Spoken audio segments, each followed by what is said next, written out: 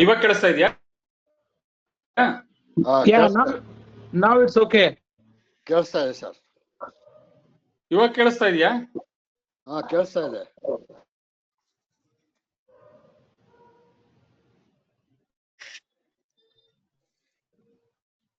ಇವಾಗ ಕೇಳಿಸ್ತಾ ಇದೆಯಾ ತಮ್ಗೆಲ್ಲರಿಗೂ? ಕೇಳಿಸ್ತಾ ಇದೆ ಸರ್.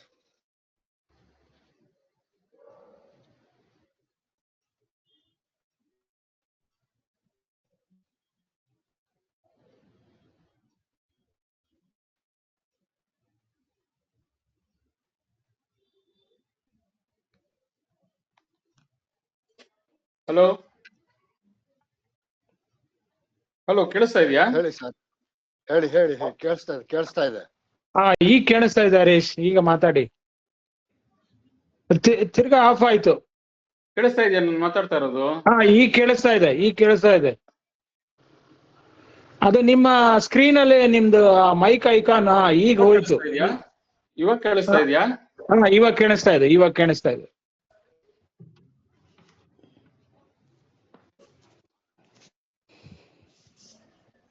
ಕೇಳಿಸ್ತಾ ಇದೆಯಾ ನಾನು ಮಾತಾಡ್ತಾ ಇರೋದು? ಕೇಳಿಸ್ತಾ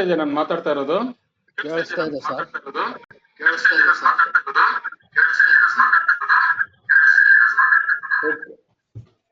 ಓಕೆ. ರೀಸೌಂಡ್ ಬರ್ತಾ ಇದೆ ಸರ್. ಸ್ವಲ್ಪ ಎಕೋ ಇದೆ ನೋಡಿ ಹರೀಶ್.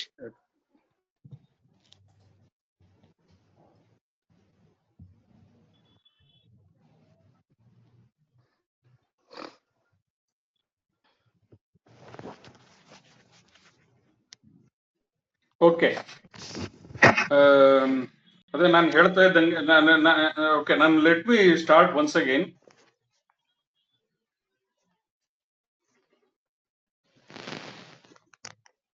ನನ್ನ ಮಾತು ಕೇಳಿಸ್ತಾ ಇದ್ರೆ ಯಾರಾದ್ರೂ ಕಾರಂತರ ಥಮ್ಸ್ ಅಪ್ ಮಾಡಿ. ನನ್ನ ಮಾತು ಕೇಳಿಸ್ತಾ ಇದ್ರೆ ಒಂದ್ ನಿಮಿಷ ಸರ್. ಕೇಳಿಸ್ತಾ ಇದೆ ಹರೀಶ್, ಇವಾಗ ಕೇಳಿಸ್ತಾ ಇದೆ. ಓಕೆ.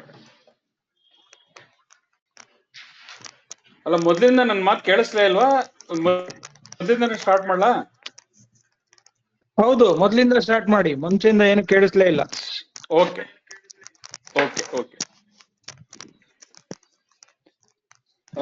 ನಮಸ್ಕಾರ ಎಲ್ಲ ನಮ್ಮ ಡಿಪಾಸಿಟರ್ಸ್ ಬಂಧುಗಳಿಗೆ. ಇವಾಗ ನಮ್ಮ ಈ ಚಿಂತನ ಮಂಥನದ ಸೀಸನ್ 2 ಫಸ್ಟ್ ಎಪಿಸೋಡ್ ಎಲ್ಲ ತಮ್ಮೆಲ್ಲರಿಗೂ ಸ್ವಾಗತ. ಏನಾಯ್ತು ಹಿಂದೆ, ನಾವು ಇನ್ನೊಂದು ಬ್ಯಾಂಕು ಇದೇ ತರ ನಮ್ಮ ತರನೇ ಪರಿಸ್ಥಿತಿ ಬಂತು, ಹಾಗೂ ಬಹಳ ನೆಗೆಟಿವ್ ವಾತಾವರಣ ಇತ್ತು. ಮತ್ತೆ ಡಿಪಾಸಿಟರ್ಸ್ ಗಳಿಗೆ ಯಾವುದೇ ರೀತಿಯಾದಂತ ಆಶಾಭಾವನೆ ಕ್ಷೀಣಿಸ್ತಾ ಹೋಗ್ತಾ ಇತ್ತು. ಹೀಗಾಗಿ ಇಂಥ ಪರಿಸ್ಥಿತಿನಲ್ಲಿ ನಾವು ಈಗ ನಾವು ಮತ್ತೆ ಸೇರಿ ಮತ್ತೆ ಅದೇ ನೆಗೆಟಿವಿಟಿ ಮಾತಾಡಿ there was no point in continuing the discussion. Because ನಾವು ಜಾಸ್ತಿ ನೆಗೆಟಿವ್ ಆಗಿ ಮಾತಾಡಿದಷ್ಟು ನೆಗೆಟಿವಿಟಿ ಬಿಗೆಟ್ಸ್ ನೆಗೆಟಿವಿಟಿ. ಅದು ಹಾಗೆ ಸ್ನೋಬಾಲ್ ಆಗಿ ನಾವು ಎಲ್ಲರೂ ಆ ನೆಗೆಟಿವಿಟಿಯ ಪಾಷಾಣದಲ್ಲಿ ಹೋಗಿ ಬೀಳ್ತಾ ಇದ್ವಿ ಅನ್ನುವಂತಹ ಪರಿಸ್ಥಿತಿ ನನಗೆ ಕಾಣಿಸ್ತು. ಅದಕ್ಕೋಸ್ಕರ ನಾನು ಐ ಸ್ಟಾಪ್ಡ್ ಇಟ್. ನನಗೆ ಮತ್ತೆ ನಂತರ ನನ್ನ ಮನಸ್ಸಿನಲ್ಲಿ ದೃಢ ಸಂಕಲ್ಪ ಏನಿತ್ತು ಅಂದ್ರೆ, we will restart the programme if we have a slightest hope.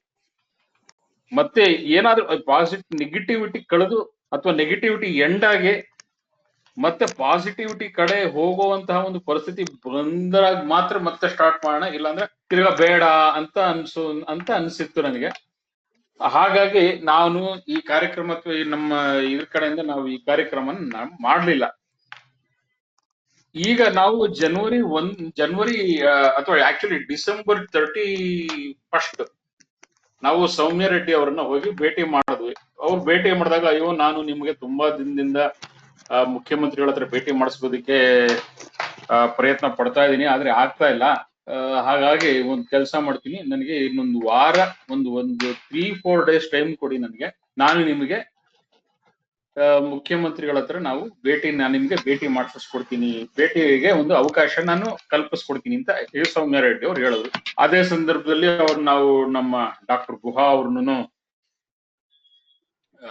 ಗುಹಾ ಅವ್ರನ್ನು ಕರ್ಕೊಂಡು ಸೌಮ್ಯ ರೆಡ್ಡಿ ಅವರ ಸಹಾಯದಿಂದ ಮುಖ್ಯಮಂತ್ರಿಗಳ ಒಂದು ಅಪಾಯಿಂಟ್ಮೆಂಟ್ ತಗೊಂಡ್ವಿ. ನಾವು 3 ಜನವರಿ 3ನೇ ತಾರೀಕು ಅವ್ರನ್ನ ಭೇಟಿ ಆಗೋದಕ್ಕೆ ಒಂದು ಅಪಾಯಿಂಟ್ಮೆಂಟ್ ಫಿಕ್ಸ್ ಆಯ್ತು. ಅಲ್ಲೂ ಸಾಕಷ್ಟು ಕನ್ಫ್ಯೂಷನ್ ಆಯ್ತು. ಫಸ್ಟ್ ಕೃಷ್ಣ ಹತ್ರ ಭೇಟಿ ಆಗೋಣ ಅಂತ ಹೇಳಿದ್ರು. ಆಮೇಲಿಂದ ಇಲ್ಲ ನಮ್ಗೆ ಕೃಷ್ಣಾದಲ್ಲಿ ಭೇಟಿ ಆಗಕ್ ಆಗೋದಿಲ್ಲ, ವಿಧಾನಸೌಧಕ್ಕೆ ಬನ್ನಿ ಅಂತ ಹೇಳಿದ್ರು. ಅಲ್ಲಿ ಅವತ್ತು ಯಾರ್ಯಾರು ಬಂದಿದ್ರು ಅವ್ರಿಗೆಲ್ಲ ಆ ಪರಿಸ್ಥಿತಿ ಗೊತ್ತವತ್ತು. ನಾವು ಕೃಷ್ಣ ಇಂದ ಆಟೋಗಳು ಮಾಡ್ಕೊಂಡು ವೆಹಿಕಲ್ಗಳಲ್ಲಿ ಯಾರ್ಯಾರು ಬಂದಿದ್ರು ವೆಹಿಕಲ್ಗಳಲ್ಲಿ ಆಟೋಗಳಲ್ಲಿ ಸೀದಾ ವಿಧಾನಸೌಧಕ್ಕೆ ಹೋಗಿ ಅಲ್ಲಿ ಹೇಗೋ ಏನೋ ಮಾಡಿ ಎಂಟ್ರಿ ತಗೊಂಡು ನಮ್ಮ ID ಕಾರ್ಡ್ಗಳನ್ನ ತೋರಿಸಿ ಎಂಟ್ರಿ ತಗೊಂಡು ಏನೋ ಒಂದು ಸಾಹಸ ಪಟ್ವಿ. ಅಲ್ಲಿ ಸಾಹಸ ಪಟ್ಟು ಅಲ್ಲಿಂದ ನಾವು ವಿಧಾನಸೌಧದಲ್ಲಿ ಮುಖ್ಯಮಂತ್ರಿಗಳ ಒಂದು ಚೇಂಬರ್ ಮುಂದೆ ನಾವು ಕಾದ್ವಿ. ಅಲ್ಲೂ ಸುಮಾರು 1 ಅವರ್ ಕಾದ್ವಿ. ನಾವು 1 ಅವರ್ ಕಾದ್ರೂ ನಮ್ಗೇನು ಇದಾಗ್ಲಿಲ್ಲ. ನಾವು 5:30 ಬಾ ಅಂತ ಹೇಳಿದ್ರು. ನಮಗೆ 6:15 ತನಕ ಮೀಟಿಂಗ್ ಸಿಕ್ಲಿಲ್ಲ ಅವ್ರಿಗೆ ಏನೇನೋ ಅವರ ಒಂದು 5:30 ಬರ್ತೀನಿ ಅಂತ ಹೇಳಿದ್ರು. 5:30 ಬಂದ್ರು. ಆದ್ರೆ ಅವ್ರಿಗೆ ಬೇರೆ ಬೇರೆ ಎಂಗೇಜ್ಮೆಂಟ್ಸ್, ಆಂಧ್ರದಿಂದ ಏನೋ ಒಂದು ಡೆಲಿಗೇಷನ್ ಬಂದಿತ್ತು. ಹೀಗಾಗಿ ಸಾಕಷ್ಟು ಒಂದು ಕಾರ್ಯಕ್ರಮಗಳಿದ್ವು. ಅದಾದ್ರೂ ಸೌಮ್ಯ ರೆಡ್ಡಿ ಅವರು ಮತ್ತೆ ಗುಹಾ ಅವರು ಹೇಗೋ ಮಾಡಿ ನಾವು ನಮ್ಮ ಡಿಪಾಸಿಟರ್ಸ್ ಒಂದಷ್ಟು ಜನ ಒಳಗಡೆ ಹೋಗಿ, ಅದ್ರಲ್ಲಿ ನಾನು ಇದ್ದೆ, ಹೋಗಿ ಡೈರೆಕ್ಟ್ ಮುಖ್ಯಮಂತ್ರಿಗಳ ಹತ್ರನೇ ನಾವು ಮಾತಾಡಿದಾಗ ಅವರು ಇದೇನು ಇಷ್ಟು ಸಮಸ್ಯೆನಾ ಅಂತ ಅವ್ರಿಗೆ ಅರಿವೇ ಇಲ್ಲ. ಸಮಸ್ಯೆ ಅರಿವೇ ಇರ್ಲಿಲ್ಲ ಅವ್ರಿಗೆ. ನಾವು ಹಿಂದೆನೂ ಹೋಗಿ ಭೇಟಿ ಮಾಡಿದ್ವಿ. ಅವ್ರಿಗೆ ಭೇಟಿ ಆಗಿದ್ರೆ ಅವ್ರಿಗೆ ಏನ್ ಅನ್ಸಿತ್ತು, ಇಲ್ವಾ 3-4 ವರ್ಷ ಆಗಿದೆ ಮತ್ತೆ ನನ್ನನ್ನು ಭೇಟಿ ಆಗಿಲ್ಲ, ಮೋಸ್ಟ್ಲಿ ಸಮಸ್ಯೆ ಏನೋ ಒಂಥರ ಪರಿಹಾರ ತರನೇ ಏನೋ ಆಗಿರಬಹುದು ಅನ್ನುವಂತ ಒಂದು ಭಾವನೆಯಲ್ಲಿ ಇದ್ರು. ಆದ್ರೆ ನಾವು ಅವ್ರಿಗೆ ಸಂಪೂರ್ಣ ಮನವರಿಕೆ ಮಾಡಿಕೊಟ್ವಿ. ಮುಖ್ಯಮಂತ್ರಿಗಳಿಗೆ ಸಿದ್ದರಾಮಯ್ಯಗೆ ಸಿದ್ದರಾಮಯ್ಯನವ್ರಿಗೆ ಮನವರಿಕೆ ಮಾಡಿಕೊಟ್ವಿ. ನೋಡಿ, ಇಲ್ಲ ಸಮಸ್ಯೆ ಇನ್ನೂ ಬಗೆಹರಿದಿಲ್ಲ. ಕಳೆದ 5 ವರ್ಷದಿಂದ ನಮ್ಮ ಮೇಲೆ ಇದೇ ತರ ನಿರಂತರವಾಗಿ ನಮ್ಮ ಮೇಲೆ ಅಥವಾ ನಮಗೆ ಈ ಅನ್ಯಾಯ ಆಗ್ತಾನೆ ಇದೆ. ನಮ್ಗೆ DICGC ಏನೋ ಒಂದು ದುಡ್ಡು ಕೊಟ್ಬಿಟ್ಟು ಇನ್ನೂ ನಾವು ಸುಮಾರು ಒಂದು 10,000-12,000 ಜನ ಇದೀವಿ. ನಮಗೆ ಈ ಸಮಸ್ಯೆಯಿಂದ ಇನ್ನೂ ಆಚೆಗೆ ಬಂದಿಲ್ಲ. ಇನ್ವೆಸ್ಟಿಗೇಷನ್ ನಮ್ ದುಡ್ಡು ವಾಪಸ್ ಬಂದಿಲ್ಲ. ಮತ್ತೆ ಕಳ್ಳರು ಅವ್ರು ಯಾರಿಗೂ ಶಿಕ್ಷೆ ಆಗಿಲ್ಲ. 5 ವರ್ಷದಿಂದ ಇದೇ ತರ ನಡ್ಕೊಂಡು ಹೋಗ್ತಾನೆ ಇದೆ. ಜೊತೆಗೆ ನೀವು CBI, ನೀವು ಸರ್ಕಾರ ಬಂದ್ಮೇಲೆ ನೀವು CBI ಕೊಟ್ಟಿದ್ರಿ, ಆದ್ರೆ CBI ಹೋಗಿಲ್ಲ. CBI ರಿಜೆಕ್ಟ್ ಮಾಡಿದ್ದಾರೆ. ಸೊ ಹೀಗಾಗಿ CBI ಮಾಡ್ತಾರೆ ಎಲ್ಲ ಒಂಥರ ನಾವು ಅತಂತ್ರ ಸ್ಥಿತಿನಲ್ಲಿ ಇದೀವಿ. ನಾವು ನಮ್ಮ ಡಿಪಾಸಿಟರ್ಸ್ ಎಲ್ಲರೂ ಒಂದು ಅತಂತ್ರ ಸ್ಥಿತಿನಲ್ಲಿ ಇದೀವಿ ಅನ್ನೋದನ್ನ ಮನವರಿಕೆ ಮಾಡಿಕೊಟ್ಟು ಅವರಿಗೆ ಸುಮಾರು 400 ಜನ ತನಕ ಸತ್ತು ಹೋಗಿದ್ದಾರೆ. ಆಲ್ರೆಡಿ 400ಕ್ಕಿಂತ ಹೆಚ್ಚು ಜನ ಸತ್ತು ಹೋಗಿದ್ದಾರೆ. ಈ ದುಡ್ಡು ಬರದೇನೆ, ಕೆಲವರಿಗೆ ಈ ದುಡ್ಡು ಇಲ್ದೇನೆ ಮೆಡಿಕಲ್ ಅಥವಾ ವೈದ್ಯಕೀಯ ವೆಚ್ಚವನ್ನು ಭರಿಸಕ್ಕಾಗದೆ ಕೆಲವ್ರು ಸತ್ತಿದ್ದಾರೆ. ಇನ್ ಕೆಲವ್ರು ಇದೇ ದುಡ್ಡು ಬರ್ಲಿಲ್ಲ ಅನ್ನೋ ಕೊರಗಲ್ಲಿ ಸತ್ತಿದ್ದಾರೆ. ಹೀಗೆ ತುಂಬಾ ಸಫರ್ ಮಾಡ್ತಾ ಇದೀವಿ ಅಂತ ಅವ್ರಿಗೆ ಮನವರಿಕೆ ಮಾಡ್ಕೊಟ್ಟಾಗ ಅವ್ರೇನ್ ಹೇಳಿದ್ರು, ಮಾರನೇ ದಿನನೇ ಅವ್ರ PAಗೆ ಹೇಳಿದ್ರು. PAಗೆ ಹೇಳಿ, ನೋಡಪ್ಪ, ನಾಳೆ CID ಇವ್ರನ್ನ ADGP CID ಹೆಡ್ ಅನ್ನು ಕರೆಸಿ ಏನಾದ್ರು ಒಂದು ಇದಕ್ಕೆ ನಿಷ್ಕರ್ಷ ಮಾಡುವ ಅಂತ ಅವ್ರಿಗೆ ಹೇಳಿ, ನೀವ್ ಏನ್ ಯೋಚನೆ ಮಾಡ್ಬಿಡಿ, ನಾವೊಂದು ಅಭಯ ಹಸ್ತ ಕೊಟ್ರು, ನೀವ್ ಏನ್ ಯೋಚನೆ ಮಾಡ್ಬಿಡಿ, ಏನಾದ್ರು ಒಂದು ಮಾಡೋಣ ಅನ್ನೋಂತಹ ಒಂದು ವರ್ಡ್ ಹೇಳಿದ್ರು.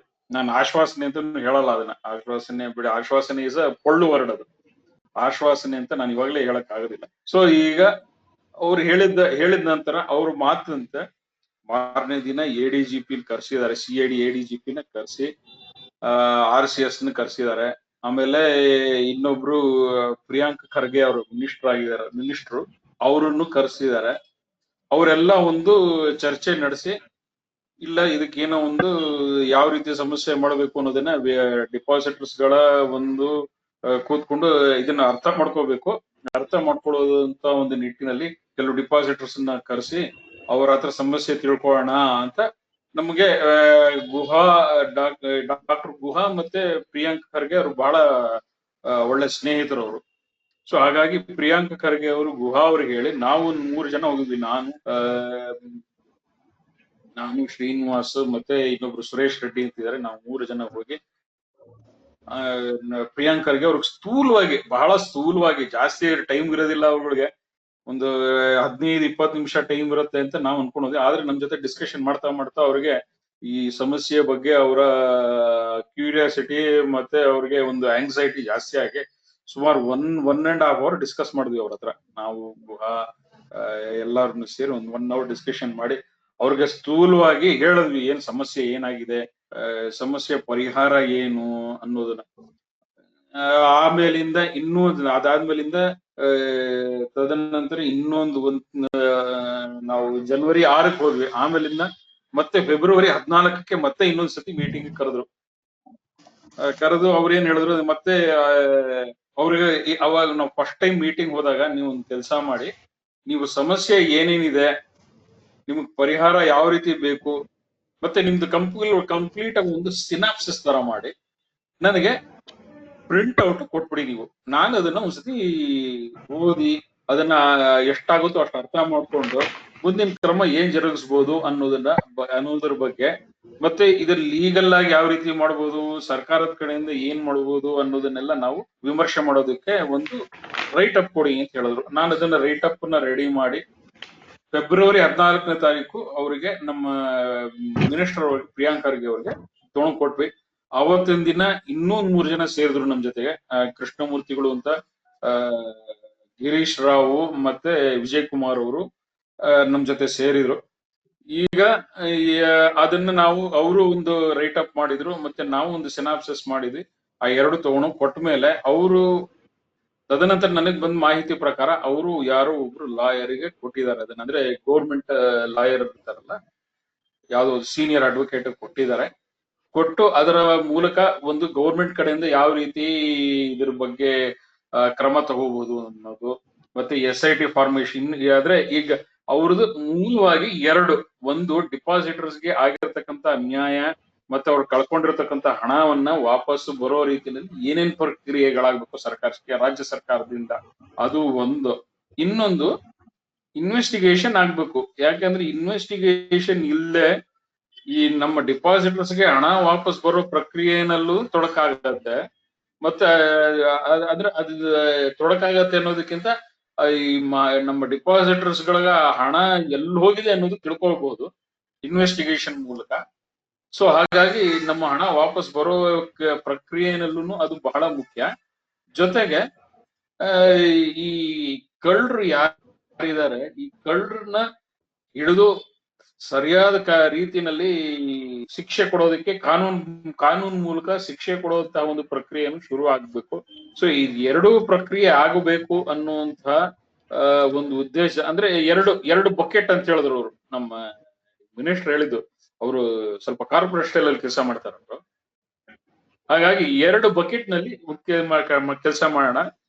ಒಂದು ಡಿಪಾಸಿಟರ್ಸ್ಗೆ ಆಗಿರುವಂತಹ ಅನ್ಯಾಯ ಮತ್ತು ಅವ್ರಿಗೆ ಬರ್ಬೇಕಾಗಿರ್ತಕ್ಕಂಥ ದುಡ್ಡು ವಸೂಲಾತಿಗೆ ರಾಜ್ಯ ಸರ್ಕಾರದಿಂದ ಏನೇನ್ ಪ್ರಕ್ರಿಯೆಗಳಾಗ್ಬೇಕು, ಮತ್ತೆ ಇನ್ವೆಸ್ಟಿಗೇಷನ್ ಮಾಡಿ ಆ ಹಣದ ಮಾಹಿತಿಯನ್ನು ಪಡೆಯೋದು, ಮತ್ತೆ ಕಳ್ಳರಿಗೆ ಶಿಕ್ಷೆ ಕೊಡುವಂತ ಒಂದು ಪ್ರಕ್ರಿಯೆ ಏನಿದೆ, ಆ ಪ್ರಕ್ರಿಯೆನ ಯಾವ ರೀತಿ ನಡೆಸ್ಬೇಕು, ಇದು 2ರ ಬಗ್ಗೆನು ನಾವು ಒಂದು ನಮ್ದೇ ಒಂದು ಲೀಗಲ್ ಟೀಮ್ ಮಾಡ್ಕೊಂಡಿದೀವಿ. ಆ ಲೀಗಲ್ ಟೀಮ್ ಮೂಲಕ ನಾವು ಅದ್ರ ಬಗ್ಗೆ ಚರ್ಚೆ ಮಾಡಿ ಮುಂದಿನ ಕ್ರಮಗಳನ್ನ ತಗೋತೀವಿ ಅಂತ ಅವರು ಹೇಳಿದ್ದಾರೆ.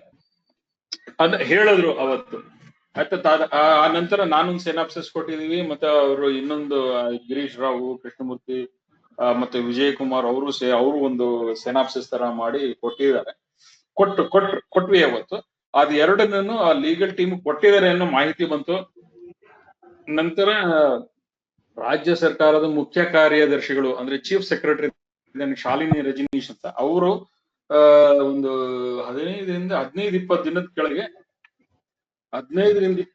ಕೆಳಗೆ ಒಂದು ಸಭೆ ನಡೆಸಿ, ಅಂದ್ರೆ ಮುಖ್ಯಮಂತ್ರಿಗಳ ಒಂದು ಆಗ್ರಹದ ಮೇರೆಗೆ, ಅಂದ್ರೆ on the demand of chief minister, chief secretary of Karnataka had called for A meeting. ಅದರಲ್ಲಿ RCS ಇದ್ರು, RBI ಅಫಿಷಿಯಲ್ಸ್ ಇದ್ರು, CID ಅಫಿಷಿಯಲ್ಸ್ ಇದ್ರು, ಮತ್ತೆ ನಮ್ಮ ಅಡ್ಮಿನಿಸ್ಟ್ರೇಟರ್ ಇದ್ರು. ಹೀಗೆ ಈ ಬ್ಯಾಂಕಿನ ಒಂದು ಹಗರಣಕ್ಕೆ ಸಂಬಂಧಪಟ್ಟ ಪ್ರತಿಯೊಂದು ಇಲಾಖೆ ಮತ್ತೆ ಎಲ್ಲಾ ಡಿಪಾರ್ಟ್ಮೆಂಟ್ಸ್ ಅನ್ನು ಕರೆದು ಬಹಳ ತೀಕ್ಷ್ಣವಾದಂತ ಮೀಟಿಂಗ್ ಇತ್ತಂತೆ. ಶಿ ವಾಸ್ ಶೌಟಿಂಗ್, ಏನಕ್ಕೆ ನನಗೆ ಇಷ್ಟೊಂದು ಪ್ರೆಷರ್ ಬರ್ತಾ ಇದೆ, ನನಗೆ ರಾಜ್ಯ ಸರ್ಕಾರದಿಂದ ಸಿಕ್ಕಾಪಟ್ಟೆ ಒತ್ತಡ ಬರ್ತಾ ಇದೆ. ಸೊ ನನಗೀಗ 15 ದಿನದಲ್ಲಿ ಇದು ಇಲ್ಲಿವರೆಗೂ ಏನಾಗಿದೆ, ಮತ್ತೆ ಮುಂದೆ ಯಾವ ರೀತಿ ಮಾಡಿದ್ರೆ ಇದನ್ನ ಈ ಸಮಸ್ಯೆ ಪರಿಹಾರಕ್ಕೆ ಯಾವ ರೀತಿ ಪ್ರಕ್ರಿಯೆಗಳು ಮಾಡಬೇಕು ಅನ್ನೋದ್ರ ಬಗ್ಗೆ ನನಗೆ ಮಾಹಿತಿ, ಸಂಪೂರ್ಣವಾದಂತ ಒಂದು ಮಾಹಿತಿ ಮತ್ತೆ ರಿಪೋರ್ಟ್ ಬೇಕು ಅನ್ನೋ ರೀತಿಯಲ್ಲಿ ಒಂದು ಸ್ಟ್ರಿಕ್ಟ್ ಆಗಿ ಹೇಳಿದ್ದಾರೆ. ಸೊ ಅದು ಬರೋದು ಅದು ನಮ್ಮ ಸರ್ಕಾರ 15 ದಿನ ಅಂತ ಹೇಳಿದ್ರೆ 15 ವರ್ಕಿಂಗ್ ಡೇಸ್ 15 ಡೇಸ್ ಇದು ಒಂದ್ ಸ್ವಲ್ಪ ಇದೆ. ಸೊ ಹಾಗಾಗಿ ಇನ್ನು 15 ಡೇಸ್ ಆ ಇದ್ರಲ್ಲೇ ಇದೆ, ಇನ್ನ ಆ ವಿಂಡೋನಲ್ಲೇ ಇದೆ. ಸೊ ಮೋಸ್ಟ್ ಪ್ರಾಬಬ್ಲಿ ಇನ್ನೊಂದು 3-4 ದಿನದಲ್ಲಿ ಮತ್ತೆ ಅದು ಮೀಟಿಂಗ್ ಆಗತ್ತೋ ಅಥವಾ ಮೀಟಿಂಗ್ ಆಲ್ರೆಡಿ ಏನಾದ್ರು ಕಾಲ್ಫರ್ಮ್ ಮಾಡಿದಾರೋ ಏನೋ ಗೊತ್ತಿಲ್ಲ. ಸೊ ಆ ಪ್ರಕ್ರಿಯೆ ಬಗ್ಗೆ ಇನ್ನು ಅಪ್ಡೇಟ್ ಬರ್ಬೇಕಾಗಿದೆ ನನಗೆ. ಬಟ್ ಇದು ಒಂದು ಡೆವಲಪ್ಮೆಂಟ್ ಆಗ್ತಾ ಇದೆ. ಜೊತೆಗೆ CAD ನಲ್ಲೂ ಸಾಕಷ್ಟು ಪ್ರಕ್ರಿಯೆಗಳು ನಡೀತಾ ಇದೆ. ಅಂದ್ರೆ ಇದನ್ನ ಯಾವ ರೀತಿ ಇನ್ವೆಸ್ಟಿಗೇಷನ್ ಮಾಡಬೇಕು ಅನ್ನೋದ್ರ ಬಗ್ಗೆ ಇದು ಬ್ಯಾಕ್ ಗ್ರೌಂಡ್ ಅಲ್ಲಿ ನಡೀತಾ ಇದೆ. ನಾವು ಫೋರ್ ಗ್ರೌಂಡ್ ಅಲ್ಲಿ ನೋಡ್ತಾ ಇರೋ ಹಾಗೆ ಅಡ್ಮಿನಿಸ್ಟ್ರೇಟರ್ನು ಸಾಕಷ್ಟು ಆಸ್ತಿಗಳನ್ನ ಒಂದು ಹರಾಜಾಗ್ಬೇಕು, ಆ ರೀತಿ ಒಂದು ಅರ್ಜೆನ್ಸಿ ಇದೆ ಅಲ್ಲಿ ಕಾಣಿಸ್ತಾ ಇದೆ. So there are certain things that are happening.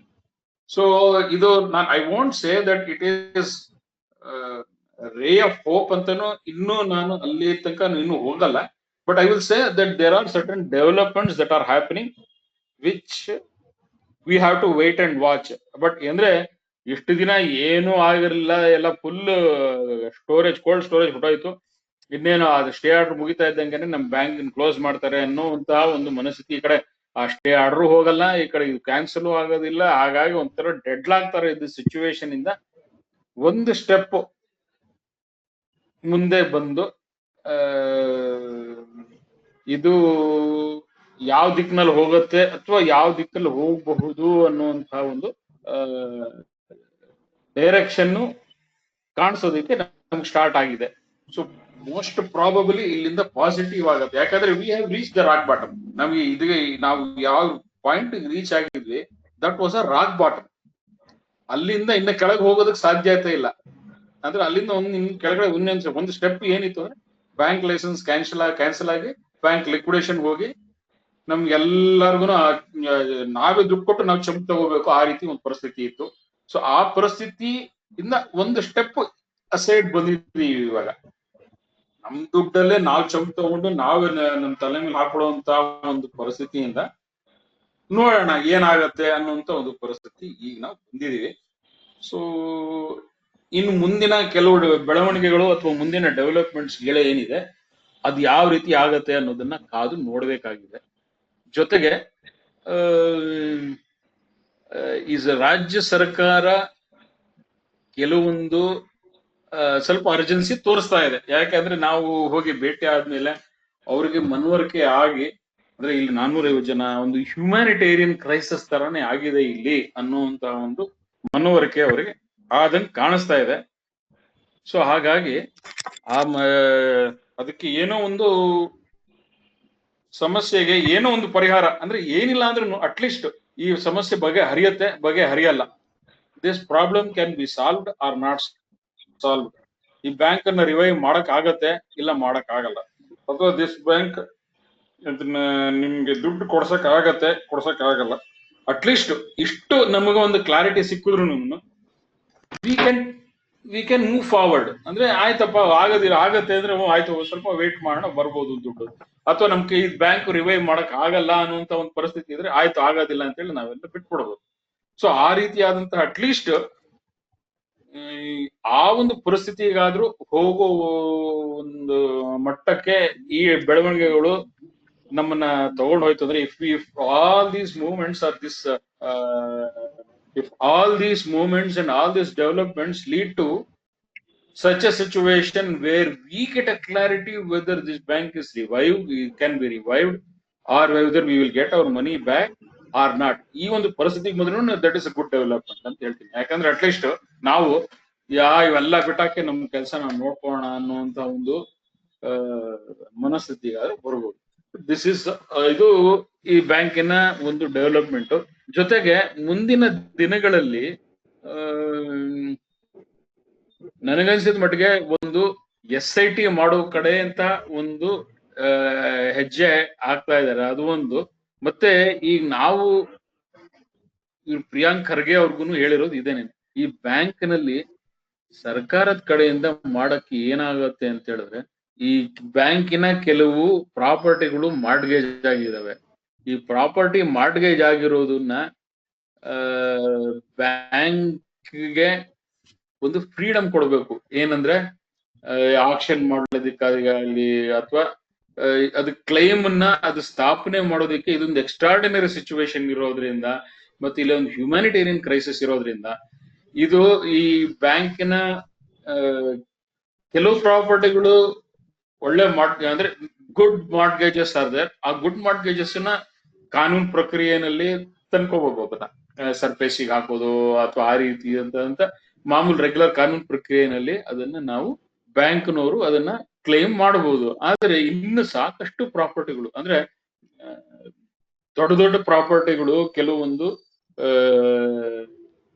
ಮಾರ್ಟ್ಗೇಜಸ್ ಆಗಿರೋವು ಅದು ನಾರ್ಮಲ್ ಸರ್ಕಮ್ಸ್ಟಾನ್ಸಸ್ ನಲ್ಲಿ ಅದನ್ನ ಕ್ಲೇಮ್ ಮಾಡೋದಕ್ಕೆ ಕಷ್ಟ ಇದೆ ಕಾನೂನು ಪ್ರಕ್ರಿಯೆಗಳಲ್ಲಿ. ಅಂದ್ರೆ ಈ ನಿಗದಿತ ಕಾನೂನು ಪ್ರಕ್ರಿಯೆ ಅಂತ ಆದ್ರೂ ರೆಗ್ಯುಲರ್ ಪ್ರೊಸೀಜರ್ ಅಲ್ಲ, ರೆಗ್ಯುಲರ್ ಲೀಗಲ್ ಪ್ರೊಸೀಜರ್ಸ್ ನಲ್ಲಿ ಅದನ್ನ ತಗೊಳಕ್ ಆಗೋದಿಲ್ಲ. ಅದಕ್ಕೆ ಸರ್ಕಾರ ಏನಾದ್ರೂ ಒಂದು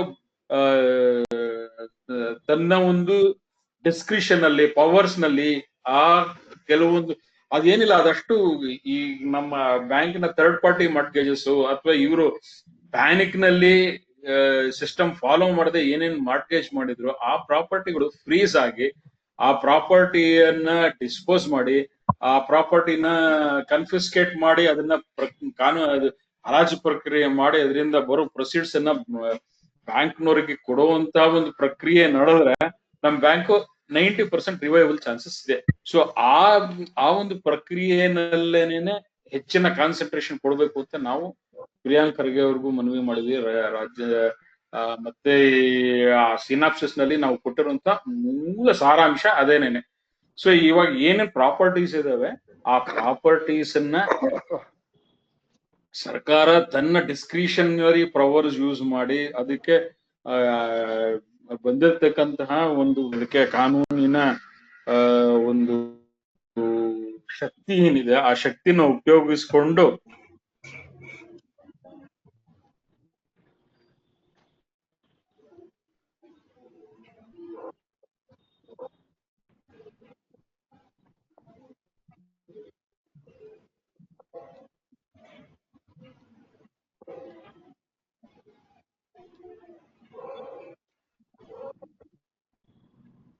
ಹರೀಶ್ ಸರ್ ಕೇಳ್ತಾ ಇಲ್ಲ ಮತ್ತಿರಿಗೆ ಸರ್ ಅನ್ಮ್ಯೂಟ್ ಮಾಡ್ಕೊಳ್ಳಿ ಸರ್.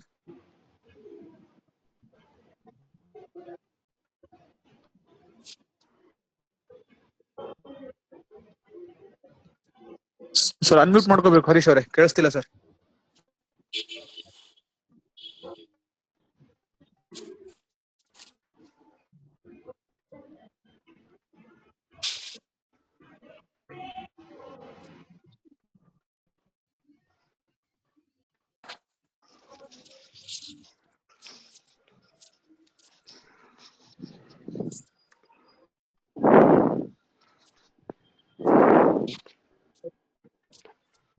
ಹರೀಶ್ ಸರ್ ಕೇಳ್ತಾ ಇಲ್ಲ.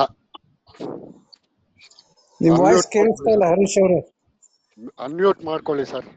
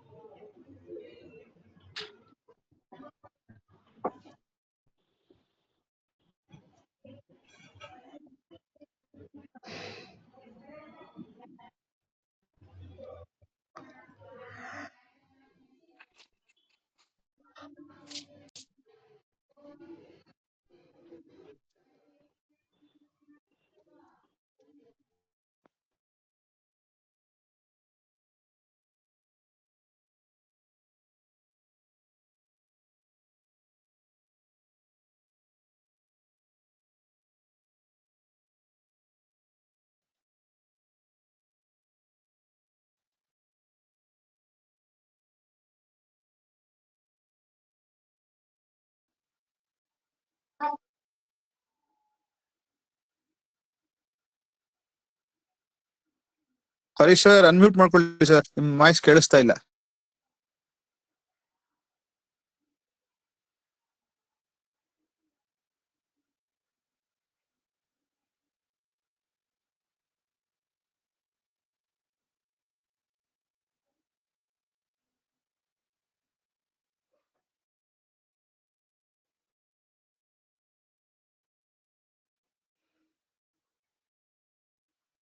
ಇವಾಗ ಕೇಳಿಸ್ತಾ ಇದೆಯಾ? ಇವಾಗ ಕೇಳಿಸ್ತಾ ಇದೆಯಾ? ಮಾತಾಡಿ ಪ್ರಶಾಂತ್ ಜೋಶಿ ಅವರೇ. ಸರ್ ನಿಮ್ ವಾಯ್ಸ್ ಕೇಳಿಸ್ತಿರ್ಲಿಲ್ಲ ಸರ್, ಒಂದ್ ನಿಮಿಷ ನಿಮ್ ವಾಯ್ಸ್ ಕೇಳಿಸಲ್ಲ ಯಾರಿಗೂ.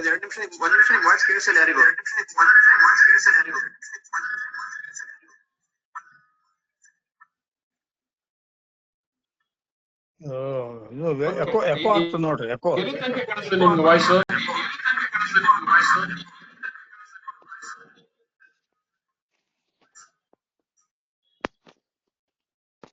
ವಾಯ್ಸ್ ಎಕೋ ಆಗ್ತದೆ, ಎಕೋ.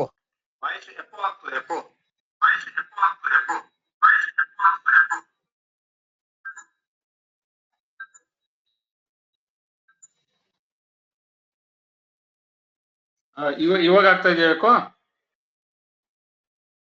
ಇವಾಗ ಕ್ಲಿಯರ್ ಆಗಿ ಇದೆ ವಾಯ್ಸ್. ಈಗ ಕ್ಲಿಯರ್ ಆಗಿದೆ ನೋಡಿ.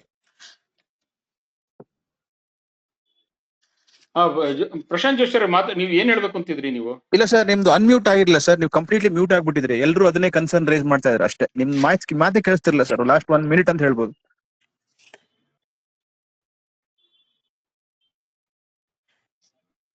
ಈಗ ಕೇಳಿಸ್ತದಲ್ಲ? ಇವಾಗ ಕೇಳಿಸುತ್ತೆ ಸರ್, ಇವಾಗ ಕೇಳಿಸುತ್ತೆ.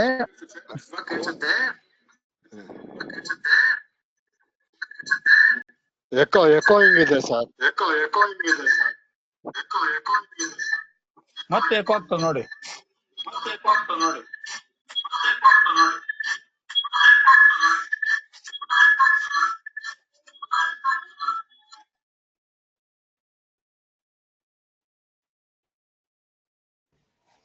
ಇವಾಗ ಕೇಳಿಸ್ತಾ ಇದೆಯಲ್ವಾಗ?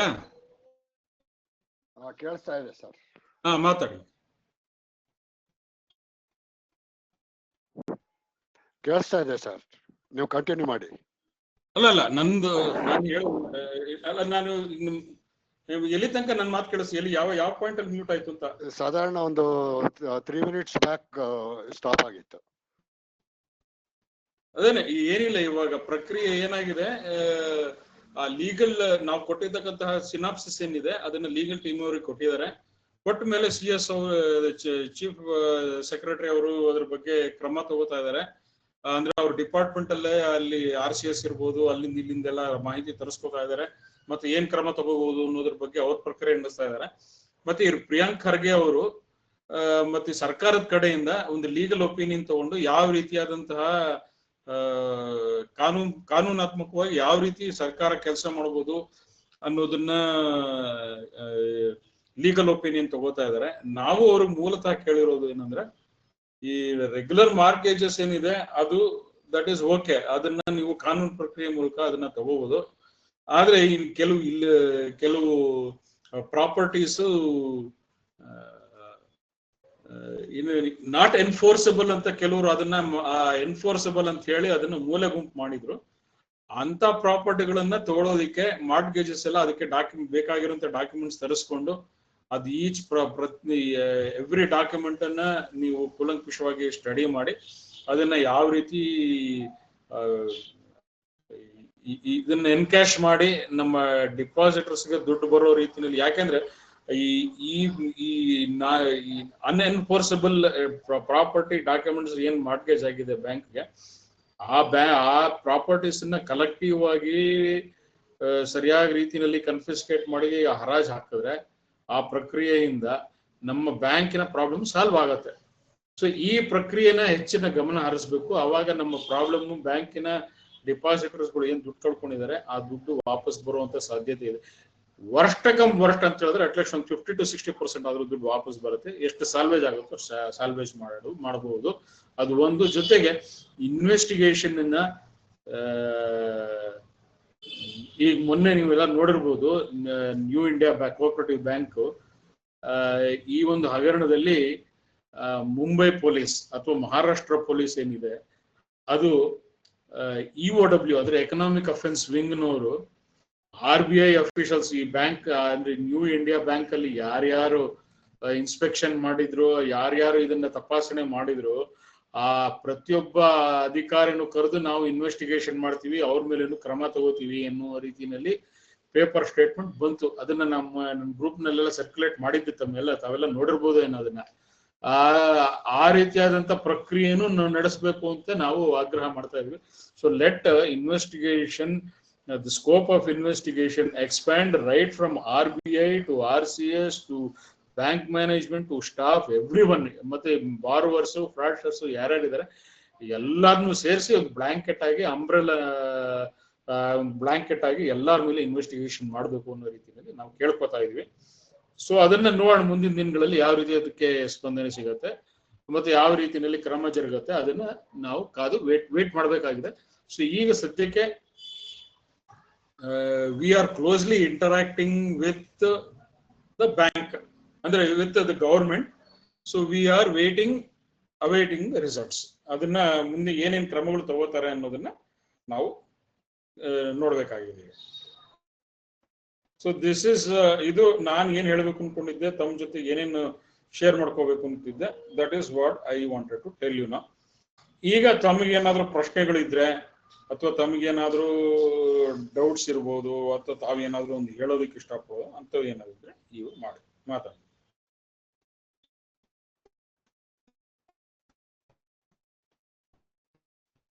ಯಾರಾದ್ರೂ ಮಾತಾಡಬೇಕು ಅಂತಿದ್ರೆ ಅವರು ಕೈ ಎತ್ತಿ you can raise your hand and then we will see how it can be accommodated. I mean we will do it. ಯಾರಿಗಾದ್ರೂ ಏನಾದ್ರೂ ಪ್ರಶ್ನೆ ಇದೆಯಾ? ನೀವು ಅನ್ಮ್ಯೂಟ್ ಮಾಡಿಕೊಂಡು ಮಾತಾಡಬಹುದು.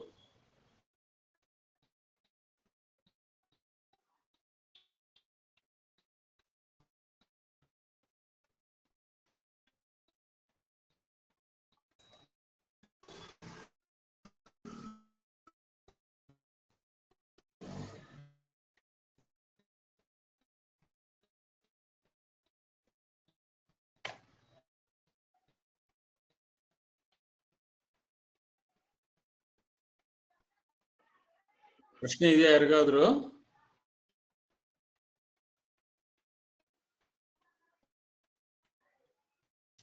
You have to be vocal. ನಿಮ್ಗೆ ಏನು ಡೌಟ್ಸ್ ಇಲ್ಲ ಅಂತ ಹೇಳಿದ್ರೆ, ಡೌಟ್ಸ್ ಇಲ್ವಾ? ಯಾರಿಗೂ ಏನು ಡೌಟ್ಸ್ ಇಲ್ವಾ ಅಥವಾ ಏನು ಪ್ರಶ್ನೆಗಳಿಲ್ವಾ? ಸರ್ ಇನ್ಶೂರೆನ್ಸ್ ಅಮೌಂಟ್ ಏನೋ ಇನ್ಕ್ರೀಸ್ ಮಾಡಿ ಅವರು ಸ್ಯಾಂಕ್ಷನ್ ಮಾಡ್ತಾರೆ ಅಂದಿದ್ರು.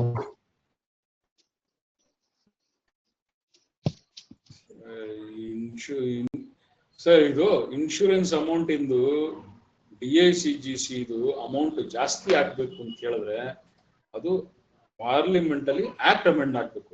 DICGC 2021 ಪಾರ್ಲಿಮೆಂಟ್ ಅಲ್ಲಿ ಚರ್ಚೆ ನಡೆದು ಅದನ್ನ ಆ ಪ್ರಕ್ರಿಯೆ ಮುಗಿದು ಅಲ್ಲಿ ಪಾರ್ಲಿಮೆಂಟ್ ಅಲ್ಲಿ ರಾಜ್ಯಸಭೆಯಲ್ಲಿ ಎರಡೂ ಕಡೆ ಪಾಸ್ ಆದ್ಮೇಲೆ ಆಕ್ಟ್ ಅಮೆಂಡ್ ಆಗತ್ತದು. ಅಷ್ಟು ಪ್ರಕ್ರಿಯೆ ಆಗ್ಬೇಕು ಅಂತ ಹೇಳಿದ್ರೆ ಅದು ಇನ್ನು ಸಾಕಷ್ಟು ಟೈಮ್ ಇದೆ. ಇದು ಎಲ್ಲಾರು ಏನೋ ಒಂದು ಹವ್ವ ಕ್ರಿಯೇಟ್ ಮಾಡ್ಬಿಟ್ರು, ಆಗೋಯ್ತು ಮೋಸ್ಟ್ಲಿ ಏಪ್ರಿಲ್ ಮೇನೆಲ್ಲ ದುಡ್ಡು ಬಂದ್ಬಿಡತ್ತೆ ಅನ್ನೋ ರೀತಿಯಲ್ಲಿ ನನ್ಗೆ ಸುಮಾರು ಜನ ಫೋನ್ ಮಾಡಿ ಹೇಳಿದ್ರು, ಇಲ್ಲಪ್ಪ ಏಪ್ರಿಲ್ ಮೇನಲ್ಲೇ ಬಂದ್ಬಿಡತ್ತಂತೆ ದುಡ್ಡು, ಎಲ್ಲ ಪ್ರೋಸೆಸ್ ಮುಗಿದೋಗಿದೆ ಅಂತ. ಆದ್ರೆ ಹೆಂಗೆ ಅಂತ ಹೇಳಿದ್ರೆ ಇದೊಂದು ಯೋಚನೆ ಅಷ್ಟೇ, ಇನ್ನು ಯೋಚನೆ ಸ್ಥಿತಿನಲ್ಲೇ ಇದೆ ಹೊರತು ಇನ್ನು ಪ್ರಕ್ರಿಯೆನೇ ಸ್ಟಾರ್ಟ್ ಆಗಿಲ್ಲ. ಈ ಪ್ರಕ್ರಿಯೆ ಸ್ಟಾರ್ಟ್ ಆಗ್ಬೇಕು ಅಂತ ಹೇಳಿದ್ರು ಇನ್ನೂ ಸಾಕಷ್ಟು ದಿನ ತಗೊಳತ್ತದು. ಸೊ ನೀವು ಅದನ್ನ ನೆಚ್ಕೊಂಡು ಅದನ್ನ ನೆಚ್ಕೊಂಡು ನೀವು ನಿಮ್ ದುಡ್ಡು ಬರತ್ತೆ ಅನ್ನುವಂತ ಆಶಾ ಹೋಗ್ಬೇಡಿ. ನಾವು ಏನ್ ಮಾಡ್ತಾ ಇದೀವಿ ಈ ಪ್ರಕ್ರಿಯೆನೇ ಮಾಡ್ಕೋಬೇಕು. ಇದು ಈಗ ಈ ಪ್ರಕ್ರಿಯೆ ಒಂದ್ಸತಿ ನಿಮ್ಗೆ DICGC ಕೊಟ್ಟಾಗಿರೋದ್ರಿಂದ ಈ ಮತ್ತೆ ಈಗ ಅದ್ರಿಂದ ಸಾಕಷ್ಟು ಪ್ರಶ್ನೆಗಳು ಇದೆ ಅದರಲ್ಲಿ. ಈಗ ಎಷ್ಟು ಜಾಸ್ತಿ ಮಾಡ್ತಾರೆ, ಯಾವಾಗ ಜಾಸ್ತಿ ಮಾಡ್ತಾರೆ, ಹಳೆ ಡಿಪಾಸಿಟರ್ಸ್ ದುಡ್ಡು ಕೊಡಬಹುದಾ ಅಥವಾ ಹಳೇದು ಆಲ್ರೆಡಿ ಪೇ ಮಾಡಿರೋರು ಕೊಡ್ಬೇಕಾ? ಈ ರೀತಿ ಇನ್ನು ಸಾಕಷ್ಟು ಪ್ರಶ್ನೆಗಳಿದಾವೆ. ಈ ಪ್ರಕ್ರಿಯೆ ಇನ್ನು ಶುರು ಆಗಿಲ್ಲ. ಈ ಪ್ರಕ್ರಿಯೆ ಶುರು ಆದ್ಮೇಲಿಂದ ಅದು ಸುಮ್ಮನೆ ಒಂದು ಯಾರ್ದೋ ತಲೆನಲ್ಲಿ ಯೋಚನೆ ಅಷ್ಟೇನೆ ಹೊರತು ಇನ್ನು ಅದು ಕಾರ್ಯಗತ ಆಗೋದಕ್ಕೆ ಇನ್ನು ಸಾಕಷ್ಟು ಟೈಮ್ ತಗೊಳುತ್ತೆ. ನನ್ನ ಒಂದು ಅಭಿಪ್ರಾಯ, ಈ ಕೆಲವರು ಆಗೋಯ್ತು, ನಾವು ಹೋಗಿ ಮಾತಾಡ್ಕೊಂಡ್ ಬಂದಿದೀವಿ, ಎಲ್ಲಾ ಮುಗಿದೋಗಿದೆ, ಏಪ್ರಿಲ್ ಮೇನಿಂದ ನಮ್ ಮತ್ತೆ ಕ್ಯೂ ನಿಂತ್ಕೋಬೇಕಾಗತ್ತೆ ಅನ್ನೋ ರೀತಿನಲ್ಲಿ ಹೇಳ್ತಾ ಇದಾರೆ. ನನಗನ್ಸಿದ ಮಟ್ಟಿಗೆ ಇದು ಊಹಾಪೋಹಗಳೇ ಹೊರತು ಇದು ಸತ್ಯಾಂಶ ಏನಿಲ್ಲ. ಇನ್ನೂ ಒಂದು ಯೋಚನೆ ಸರ್ಕಾರಕ್ಕೆ ಈ ರೀತಿ ಮಾಡಬಹುದು ಅನ್ನುವಂತ ಒಂದು ಯೋಚನೆ ಅಷ್ಟೇ. ಅದು ಕಾರ್ಯಗತಗೊಳಿಸ್ಬೇಕಂದ್ರೆ ಇನ್ನು ಸಾಕಷ್ಟು ಕಾರ್ಯಗತ ಆಗತ್ತೆ ಬಿಡತ್ತೆ ಅನ್ನೋದನ್ನ ತಿಳ್ಕೊಳ್ಳೋದಕ್ಕೆ ಇನ್ನು ನನ್ಗನ್ಸಿದ ಮಟ್ಟಿಗೆ ಬೇಕಾಗುತ್ತೆ.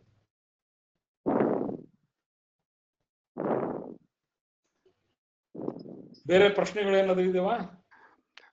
ಹರೀಶ್ ಸರ್, ಹಾ, ಇದು ಈ ಫೇಕ್ ಡೆಪಾಸಿಟ್ಸ್ ಮೇಲೆ ಅವರು ಟ್ಯಾಕ್ಸ್, ಇನ್ಕಮ್ ಟ್ಯಾಕ್ಸ್ ಪೇ ಮಾಡಿದಾರಲ್ಲ ಅಬೌಟ್ 70 crores ಏನು, ಅದು ಅಡ್ಮಿನಿಸ್ಟ್ರೇಟರ್ ಕ್ಲೈಮ್ ಮಾಡ್ಬೋದಲ್ಲ ಡಿಪಾರ್ಟ್ಮೆಂಟ್ ಇಂದ?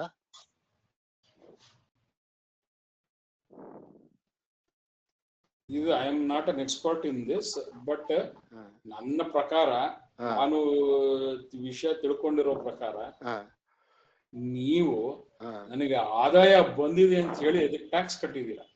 ಹೌದು ಹೌದು. ಆಯ್ತಾ? ಈಗ ಇಲ್ಲ ನನಗೆ ಆದಾಯ ಬಂದಿಲ್ಲ ಅಂತ ಇವಾಗ ಹೇಳ್ಬಿಟ್ರೆ ವಾಪಸ್ ಕೊಟ್ಬಿಡ್ತಾರ ಟ್ಯಾಕ್ಸ್ ಅವರು? ಅಲ್ಲ, ಅದು ಪಾಸಿಬಿಲಿಟಿ ಇದೆಯಾ ಅಡ್ಮಿನಿಸ್ಟ್ರೇಟರ್ ಕ್ಲೈಮ್ ಮಾಡ್ಲಿ? ನನ್ನ ಪ್ರಕಾರ ಪಾಸಿಬಿಲಿಟಿ ಇಲ್ಲ. ಇಲ್ಲ. ಸರಿ sir.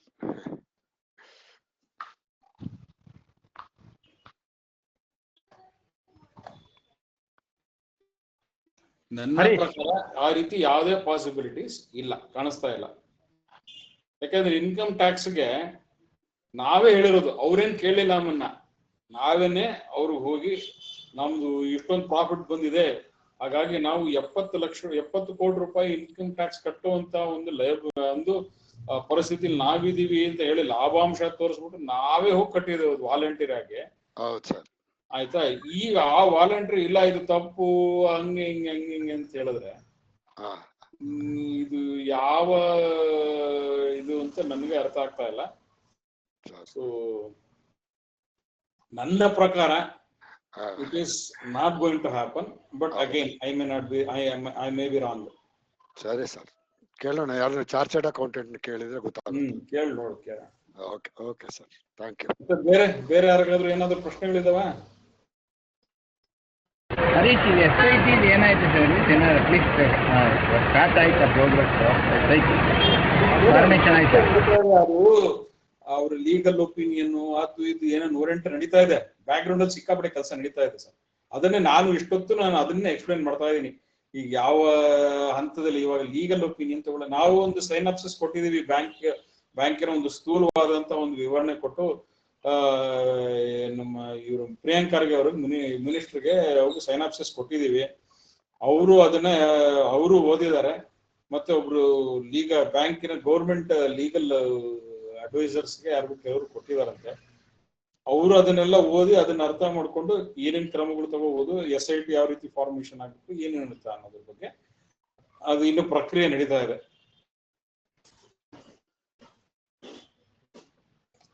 So it is on, ಅದು ಪ್ರೋಗ್ರೆಸ್ ನಡೀತಾ ಇದೆ, ನೋಡೋಣ.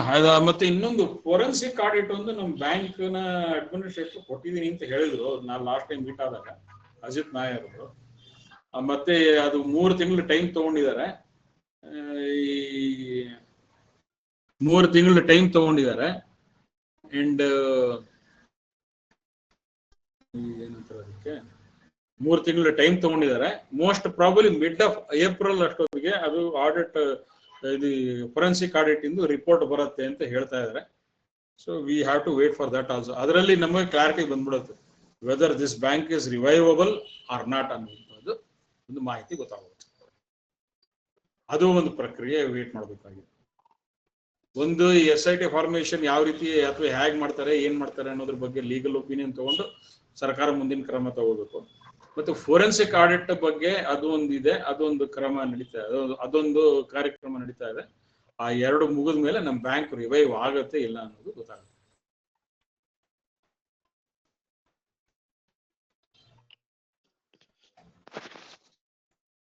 ಸರ್, ಈ ಫೋರೆನ್ಸಿಕ್ ಆಡಿಟ್ ನಂಬೋದಾ ಇದನ್ನು?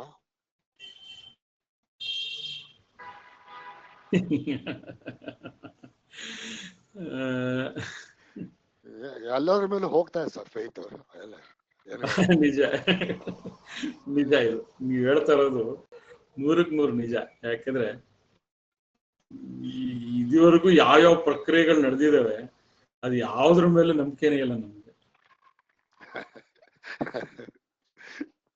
ಈಗದೇ ನಂಬೋದಾ ಬಿಡ್ಬೋದಾ ಅನ್ನೋದು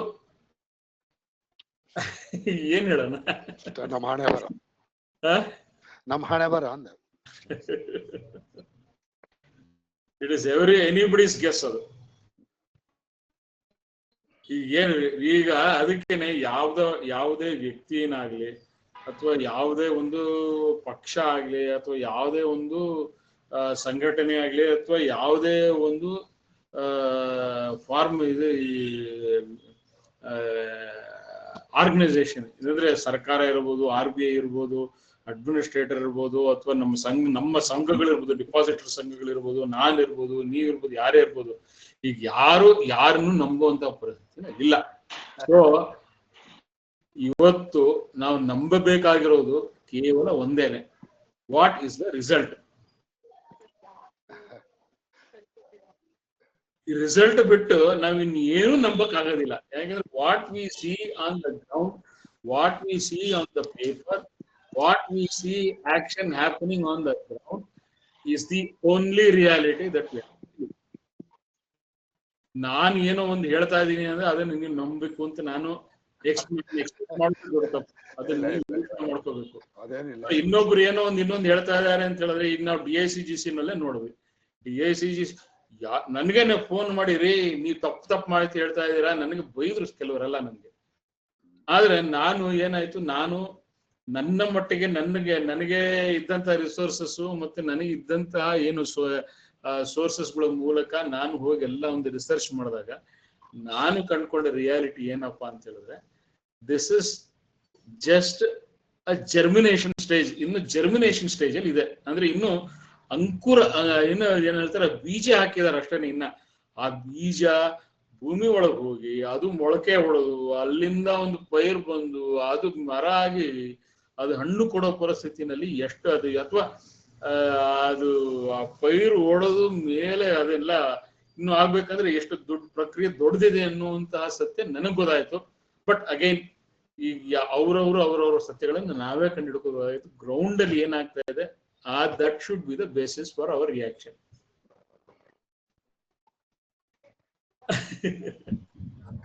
ಸರಿ, DICGC ಲಿಮಿಟ್ ಇನ್ಕ್ರೀಸ್ ಆದ್ರೆ ಬ್ಯಾಂಕ್ಗೆ ಹೆಲ್ಪ್ ಆಗುತ್ತಾ ಇಲ್ಲ ನೆಗೆಟಿವ್ ಆಗುತ್ತಾ? ರಿವೈವಲ್ಗೆ ಹೆಲ್ಪ್ ಆಗುತ್ತಾ ಅದು? ಈಗ ಹುಟ್ಟಿಲ್ದಿರೋ ಮಗುವಿಗೆ ಚಡ್ಡಿ ಹೊಲಸ್ದಾಗತ್ತಿದು ಪ್ರಶ್ನೆ ಇದು. ಇನ್ನು ಮಗುನೇ ಹುಟ್ಟಿಲ್ಲ, ಆ ಮಗು ಇನ್ ಕೇಸ್ ಆಯ್ತು ಅಂತ ಇಟ್ಕೊಳ್ಳಿ, ಅಳತೆ ಹೇಗೆ ತಗೋತೀರಾ, ಅದಕ್ಕೆ ಚಡ್ಡಿ ಹೇಗೆ ಹೊಲಿಸ್ತೀರಾ? ಅಲ್ಲ, ಮಗು ಹುಟ್ಟು ಅಂತ ಅನ್ಕೊಳ್ಳಿ, ಈಗ ಸದ್ಯಕ್ಕೆ ಇನ್ನೂ ಹುಟ್ಟಿಲ್ಲ. ಅಲ್ಲ, ನನಗೆ ಯಾವ ಮಟ್ಟದಲ್ಲಿ ನನ್ನ ಮಾಹಿತಿ ಪ್ರಕಾರ ಯಾವ ಮಟ್ಟದಲ್ಲಿ ಇದೆ ಅಂದ್ರೆ, ಇನ್ನೂ ಪಾಪ ಹೆಣ್ಮಗು ಗರ್ಭಿಣಿ ಆಗಿಲ್ಲ.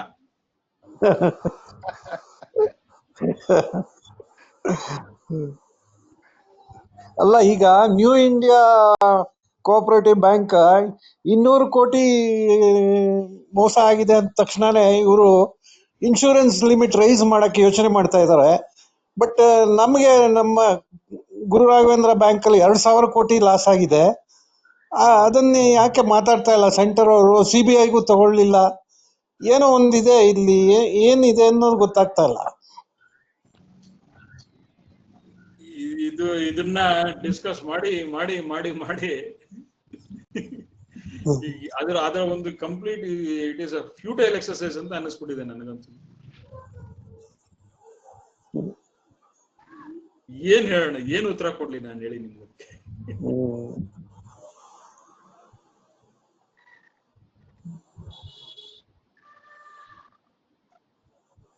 ಅದಕ್ಕೆ instead of that I rather concentrate on ಇವಾಗ ಇವ್ರ ಮೇಲೆ ಪ್ರೆಷರ್ ಹಾಕಿ ಯಾರೋ ಒಬ್ರು ಸಿಕ್ಕಿದಾರೆ ನಮ್ಗೆ, ಇವ್ರು ಎಷ್ಟು ಹೆಲ್ಪ್ ಮಾಡ್ತಾರೆ ಬಿಡ್ತಾರೆ ಗೊತ್ತಿಲ್ಲ ನನ್ಗೆ. ಇನ್ನ ಈ ಪ್ರಿಯಾಂಕ್ ಖರ್ಗೆ ಅವರಾಗಿ, ಮಿನಿಸ್ಟರ್ ಸೆಟ್ಟಿ, ಈ ಸ್ಟೇಟ್ ಗೌರ್ಮೆಂಟ್ ಅವರಿಗೆ ಯಾವ ಎಲ್ಲಿ ಮಟ್ಟ ತನಕ ನಮ್ಗೆ ಹೆಲ್ಪ್ ಮಾಡ್ತಾರೆ ಅನ್ನೋದು ಇನ್ನೂ ಗೊತ್ತಿಲ್ಲ ನಮ್ಗೆ. ಏನ್ ಹೆಲ್ಪ್ ಮಾಡ್ತಾರೆ ಅವ್ರ ಹತ್ರ ತಗೊಳ್ಳೋದು, ಎಲ್ಲಿ ತನಕ ಹೋಗತ್ತೆ ಪ್ರಕ್ರಿಯೆ ನೋಡೋದು. ಯಾಕಂದ್ರೆ ಈಗ ನಾನು ಎಂಡ್ ರಿಸಲ್ಟ್ ಬಗ್ಗೆ ಯೋಚನೆ ಮಾಡಕ್ಕೆ ನಮ್ಗೆ ಯಾರಿಗೂ we do not have end result ಅನ್ನ ನಾವು ಯೋಚನೆ ಮಾಡೋದಕ್ಕೆ ಆಗ್ತಾ ಇಲ್ಲ. ಏನಂದ್ರೆ ಏನೇನ್ ಸ್ಟೇಜಸ್ ಅಲ್ಲಿ ಏನೇನ್ ಬರುತ್ತೆ, ಇವತ್ತು ನಾಳೆ ಏನಾಗ್ತಾ ಇದೆ, ನಾಳೆದ್ ಏನಾಗತ್ತೆ, ಆ ಪರಿಸ್ಥಿತಿನ ಇಟ್ಕೊಂಡು ಹಂಗೇನೆ ಎವ್ಯಾಲ್ಯೂಯೇಟ್ ಮಾಡ್ಕೊಂಡು ಮುಂದಿನ ಹೆಜ್ಜೆಗಳು ಇಟ್ಕೊಂಡು ಹೋಗ್ತಾ ಇದೀವಿ ಇವತ್ತು ಅಷ್ಟೇ ಹೊರತು ನಾವು ಎಂಡ್ ರಿಸಲ್ಟ್ ತನಕ ನಾವು ಹೋಗಕ್ ಆಗ್ತಾ ಇಲ್ಲ. ಲಾಂಗ್ ಟರ್ಮ್ ಏನು ಪ್ಲಾನ್ ಮಾಡಕ್ ಆಗ್ತಾ ಇಲ್ಲ. But CBI enquiry ruled out ಅಲ್ವಾ? ಗೊತ್ತಿಲ್ಲ ಅಷ್ಟೇ. ಇನ್ನು ಅವರು ರೂಲ್ಡ್ ಔಟ್ ಅಂದ್ರೆ ಸದ್ಯದ ಪರಿಸ್ಥಿತಿನಲ್ಲಿ ಅದೇ ತರ ಕಾಣಿಸ್ತಾ ಇದೆ. ಏನು ಅವರು ಸಿಬಿಐಗೆ ಎನ್ಕ್ವೈರಿ ತಗೊಳ್ಳೋದಕ್ಕೆ ಯಾವುದೇ ಒಂದು ಮನಸ್ಥಿತಿ ಇಲ್ಲ ಅವ್ರಿಗೆ. ಸಿಬಿಐನವ್ರಿಗೆ ಪೊಲಿಟಿಕಲ್ ಕಂಪಲ್ಷನ್ ಇದೆ.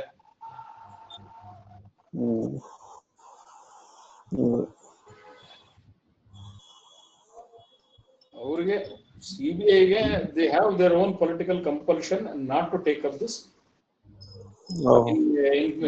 ಮಾಡಬಹುದು, ಅದಕ್ಕೊಂದು ಸಪರೇಟ್ ಕೇಸ್ ಆಗ್ಬೇಕು, ಲಾಯರ್ ನೀಡಬೇಕು, ಆಮೇಲೆ ಕೋರ್ಟ್.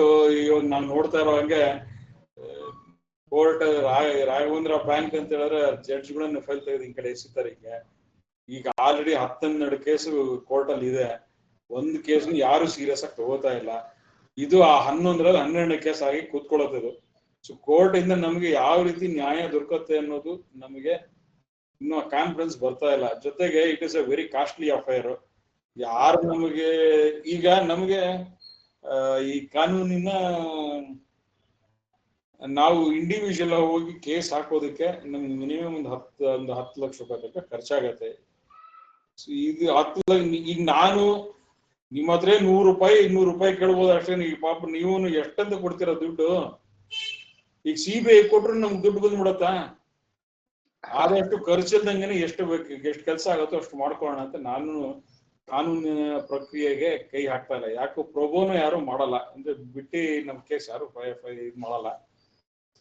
ಹಾಗಾಗಿ I am not very enthusiastic about court. ಅದು ಏನ್ ಆಗ್ಬೇಕಾಗಿದೆಯೋ ಈ ದುಡ್ಡು ಕಾಸು ಖರ್ಚಿಲ್ದಂಗೆ ಮಾಡಿಸ್ಬೇಕು. ನೋಡ ಈಗ ಮುಂದಿನ ದಿನಗಳಲ್ಲಿ ನಾವು ಜನಗಳ ಒಂದು ತೋರಿಸ್ಬೇಕು ಅವ್ರಿಗೆ. ಮುಂದಿನ ದಿನಗಳಲ್ಲಿ ನೋಡೋಣ ಏನಾಗತ್ತೆ, ಇವ್ರು ಎಷ್ಟು ಪ್ರಕ್ರಿಯೆ ಮಾಡ್ತಾರೆ ಅಂತ. ಇದೇ ತರ ಬ್ಯಾಕ್ ಡೋರ್ ಅಲ್ಲೇನೆ ಲಾಬಿಂಗ್ ಮಾಡೇನೆ ನಾವು ನ್ಯಾಯ ತಗೋಬೇಕು. ಈಗ ನೋಡಿ ಇಲ್ಲಿ ಏನಾಯ್ತು, ನ್ಯಾಷನಲ್ ಕೋಆಪರೇಟಿವ್ ಬ್ಯಾಂಕ್ ರಿವೈವ್ ಆಯ್ತಲ್ಲ, ಅದಕ್ಕೆ ಮೂಲ ಕಾರಣ ನಮ್ ರಾಘವೇಂದ್ರ ಬ್ಯಾಂಕ್ ಇಂದ ಬಂದ ಎಕ್ಸ್ಪೀರಿಯನ್ಸ್ RBIಗೆ. ನಮ್ಮ ಬ್ಯಾಂಕ್ ಅನ್ನ ಈ RBIನವರು NCBಗೆ ಮಾಡಿದ್ದಂತ ಪ್ರಕ್ರಿಯೆಗಳಲ್ಲಿ ಅಷ್ಟು ಸ್ಟ್ರಿಕ್ಟ್ ಆಗಿ ಮಾಡ್ಬಿಟ್ಟಿದ್ರೆ ನಮ್ ಬ್ಯಾಂಕ್ ಅಷ್ಟೊತ್ತು ರಿವೈವ್ ಆಗೋಗಿರೋದು. ನಮ್ ಬ್ಯಾಂಕಿನ ಪರಿಸ್ಥಿತಿ NCB ಏನಿತ್ತು ಸ್ಟಾರ್ಟಿಂಗ್ ಅಲ್ಲಿ ಅದೇ ರೀತಿ ನಮ್ ಬ್ಯಾಂಕ್ ಇದ್ದು ಪರಿಸ್ಥಿತಿ ಅದೇ ತರ ಇತ್ತು.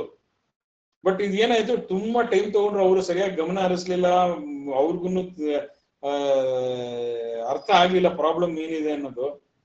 ಸೊ ಹಾಗಾಗಿ ಜಾಸ್ತಿ ದಿನ ಬಿಟ್ಬಿಟ್ರು. ಅದೇನಾಗೋಯ್ತು, ಅದು ಕಾಂಪ್ಲಿಕೇಟ್ ಆಗೋಯ್ತು ಇಶ್ಯೂಗಳು. ಹಾಗಾಗಿ ಪರಿಹಾರ ಸರಿಯಾಗಿ ದೊರಕಲಿಲ್ಲ ನಮಗೆ. So it became a waste. ನಾವು ನಮ್ಮ ಪ್ರಕ್ರಿಯೆನೆಲ್ಲ ನಾವೇ ಸಿಕ್ಕಾಕೊಂಡು ನಾವೇ ಹರೀಶ್ ಸಿಬಿಐನವ್ರು ಹೇಳ್ತಾ ಇರೋದು ಸ್ಟೇಟ್ ಗೌರ್ಮೆಂಟ್ ಸರಿಯಾದ ಫಾರ್ಮ್ಯಾಟ್ ಅಲ್ಲಿ ಕೊಟ್ಟಿಲ್ಲ ಅಂತ. ಸರ್ ಸರಿಯಾದ ಫಾರ್ಮೆಟ್ ಅಂತ ತಿರ್ಗಾ ಕಳಿಸಿದ್ರಿ, ನಾವೇ ಫಾಲೋ ಅಪ್ ಮಾಡಿದ್ವಿ. ಅವ್ರ ಡಿಫೆನ್ಸ್ ತಾನೆ ಸರ್. ಅವ್ರು ನನ್ಗೆ ಫಸ್ಟ್ RBI ರಿಪ್ಲೈ, CBIನವರು ರಿಪ್ಲೈ ಕೊಟ್ಟ ಮೇಲೆನೆ ನಾನು ಹೋಗಿ ಸ್ಟೇಟ್ ಗೌರ್ಮೆಂಟ್ ಅಲ್ಲಿ ಹೋಮ್ ಡಿಪಾರ್ಟ್ಮೆಂಟ್ ಅಲ್ಲಿ ಹೋಮ್ ಸೆಕ್ರೆಟರಿ ಹತ್ರ ಹೋಗಿ ಮತ್ತೆ ಅವರು ಅದೆಲ್ಲ ಡಿಪಾರ್ಟ್ಮೆಂಟ್ ಅಲ್ಲಿ ಮತ್ತೆ ಅದನ್ನ ಥ್ರೂ ಸಿಂಗಲ್ ವಿಂಡೋ ಸಿಸ್ಟಮ್ ನಾವು ವಾಪಸ್ ಕಳಿಸಿದ್ವಿ. ಮೇಲೂನು ಅದೇ ತರ ರಿಪ್ಲೈ ಬಂತು. ನಾವು ಹೋಮ್ ಡಿಪಾರ್ಟ್ಮೆಂಟ್ ಅಲ್ಲಿ ಎಲ್ಲ ಫಾಲೋ ಅಪ್ ಮಾಡಿದ್ವಿ ಸರ್. ನಾವು right. Sir supreme court case ಏನಾಯ್ತು ಸರ್ ಅದು ಲಾಸ್ಟ್ ಟೈಮ್? ಅದು ಸುಪ್ರೀಂ ಕೋರ್ಟ್ ಅದ ಒಂಥರ ಇದ್ರ ಲೂಪ್ ಅಲ್ಲೇ ಸೇರ್ಕೊಂಡ್ಬಿಟ್ಟಿದೆ ಅದನ್ನು. ಅದು ತಾರೀಖ್ ಆಗಿದೆ. ಅದನ್ನು ನಾವು ಸೀರಿಯಸ್ ಆಗಿ ಫೈಟ್. ಅದು ಯಾಕೆಂದ್ರೆ ನಾವು ಇಂಪ್ಲೀಡಿಂಗ್ ಅಪ್ಲಿಕೇಶನ್ ಹಾಕಿರೋದು. ಆ ಕೋರ್ಟ್ನವರು ಅದನ್ನ ಸರಿ ಆ ಕೇಸ್ ಮೇನ್ ಕೇಸ್ ಹಿಯರಿಂಗ್ ಮಾಡಿದಾಗ ನಮ್ ಕೇಸ್ನು ಬರತ್ತೆ. ಜೊತೆಗೆ ಇಲ್ಲಿ ಏನಾಯ್ತು, ನಾವು ಅಲ್ಲಿ ಮೇನ್ ಪ್ಲೀಡಿಂಗ್ ಇದ್ದು CBI ಕೊಡಿ ಅಂತ. CBI ಪ್ರಕ್ರಿಯೆ ಇಲ್ಲಿ ಬಂದು ಇಲ್ಲಿ ಸ್ಟಾಪ್ ಆಗೋಯ್ತು. ಅಲ್ಲೂ ಆಕ್ಚುಲ್ ಆಗಿ ನಾವು ಕೇಳ್ಬೋದು, ಬಟ್ ಅಲ್ಲಿ ಮೇನ್ ಕೇಸು ಸರಿಯಾಗಿ ಹೋಗ್ತಾ ಇಲ್ಲ ಮುಂದಕ್ಕೆ. ಮೇನ್ ಕೇಸ್ ಅಲ್ಲಿ ಸಿಕ್ಕಾಕೊಂಡ್ಬಿಟ್ಟಿದ್ವಿ ನಾವು. Okay sir, thank you sir, thank you. Okay, any more questions? Sir bank ಅವ್ರು ಬರೀ KYC ಡಾಕ್ಯುಮೆಂಟ್ ಕೊಡಿ ಅಂತ ಮೆಮೊ ಕಳಿಸ್ತಾ ಇದೀರಲ್ಲ ಸರ್. ಮೆಮೊ 2 ವರ್ಷಕ್ಕೆ ಯಾಕೆ ಸರ್ ಅಷ್ಟೊಂದು ತೊಂದರೆ ಕೊಡ್ತಾರೆ ಸರ್ ಜನಗಳಿಗೆ? ಅದಲ್ಲ, ಅದು ಪ್ರತಿಯೊಂದು ಬ್ಯಾಂಕ್ ಅಲ್ಲೂ ಅದೇ 2 ವರ್ಷಕ್ಕೆ ಒಂದ್ಸತಿ KYC ಆಗ್ಬೇಕು ಅನ್ನೋದು ಲೇಟೆಸ್ಟ್ ಸರ್ಕ್ಯುಲರ್ ಬಂದಿದೆ ಅಂತ ತೋರಿಸಿದೆ. ನಾನು 2-3 ಬ್ಯಾಂಕ್ ಅಲ್ಲಿ ಹೋಗಿದ್ದೆ, ನಾನು ಕೆನರಾ ಬ್ಯಾಂಕ್ ಅಲ್ಲಿ ಹೋಗಿ ವಿಚಾರಿಸಿದೆ. ಅವರು ಹೇಳ್ತಾ ಇದಾರೆ 2 ವರ್ಷಕ್ಕೆ ಒಂದ್ಸತಿ KYC ಮಾಡ್ಬೇಕು, ಆಧಾರ್ ಕಾರ್ಡ್ ಅಪ್ಡೇಟ್ ಮಾಡಿಸ್ಬೇಕು, ಪ್ಯಾನ್ ಕಾರ್ಡ್ ಅಪ್ಡೇಟ್ ಮಾಡಿಸ್ಬೇಕು ಅಂತ. ಯಾಕಂದ್ರೆ ಈ ಸಿಕ್ಕಾಪಟ್ಟೆ ಡುಪ್ಲಿಕೇಟ್ ಅದು ಇದೆಲ್ಲ ಬೇಕಾದಷ್ಟು ನಡೀತಾ ಇದೆ. ಇದೆಲ್ಲ ಮಾಡ್ತಾ ಇದೆ, ಎಲ್ಲಾ ಬ್ಯಾಂಕಲ್ಲೂ ನಡೀತಾ ಇದೆ. ಅದು ಅದೇ ತರ ಒಂದ್ಸತಿ KYC ಅಪ್ಡೇಟ್ ಮಾಡಬೇಕು.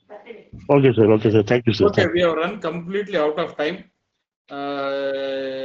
ಮತ್ತೆ ನೆಕ್ಸ್ಟ್ ವೀಕ್ ಸೇರೋಣ. ಅಷ್ಟೊತ್ತಿಗೆ ನೀವು ಒಂದು ರೀಗ್ರೂಪ್ ಮಾಡ್ಕೊಳ್ಳಿ. ನೀವು ಏನೇನ್ ಪ್ರಶ್ನೆಗಳು ಬರ್ಬೋದು ಅದನ್ನೆಲ್ಲ ಸೇರಿಸ್ಕೊಳ್ಳಿ. ಮತ್ತೆ ಮುಂದಿನ ಕಾರ್ಯಕ್ರಮವನ್ನ ಯಾವತ್ತಾಗತ್ತೆ ಅನ್ನೋದನ್ನ ನಾನು ನಿಮಗೆ ತಿರ್ಗಾ ನೆಕ್ಸ್ಟ್ ವೀಕ್ ಮಾಡ್ಬೇಕು ಅಥವಾ ಫೋರ್ಟ್ನೈಟ್ಲಿ ಮಾಡುವ ಅನ್ನೋದನ್ನ ಒಂದು ಇದು ಮಾಡ್ತಾ ಇದ್ದೀವಿ. ನಾವು ಮಾಡ್ಬಿಟ್ಟು ನಾನು ನಿಮಗೆ ಡಿಸೈಡ್ ಮಾಡಿ ನಾನು ನಿಮ್ಗೆ ಎಲ್ಲರಿಗೂ ಗ್ರೂಪ್ ಮೆಸೇಜ್ ಹಾಕ್ತೀನಿ.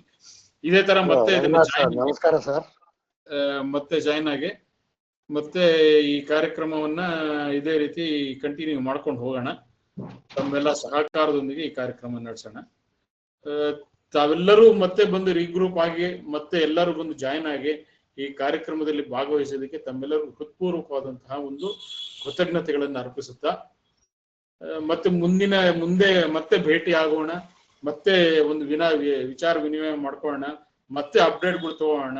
ಈ ರೀತಿ ತಮಗಾಗಿರುವಂತಹ ಅನುಭವವನ್ನು ತಾವು ಹೇಳಿ, ಮತ್ತೆ ನಮಗಾಗಿರುವಂತಹ ಒಂದು ಪ್ರಕ್ರಿಯೆಗಳು ಏನೇನು ನಡೀತಾ ಇದೆ ಅದ್ರ ಬಗ್ಗೆ ನಾವು ನಿಮ್ಗೆ ಹೇಳ್ತೀವಿ. ಇದೇ ರೀತಿ ಇನ್ಫಾರ್ಮೇಶನ್ ಕಂಟಿನ್ಯೂ ಮಾಡಿಕೊಂಡು ಏನೋ ಒಂದು ಪಾಸಿಟಿವ್ ಮಾಡೋದಕ್ಕೆ ಪ್ರಯತ್ನ ಪಡೋಣ. ಈ ಮಾತೊಂದಿಗೆ ಇವತ್ತಿನ ಈ ಕಾರ್ಯಕ್ರಮಕ್ಕೆ ನಮಗೆಲ್ಲ ಭಾಗವಹಿಸೋದಕ್ಕೆ ತಮ್ಗೆಲ್ಲರಿಗೂ ಧನ್ಯವಾದಗಳು. ಜೈ ಹಿಂದ್, ಜೈ ಭಾರತ್ ಮಾತೆ, ಜೈ Kannadambe. Thank you very much. Good night, bye.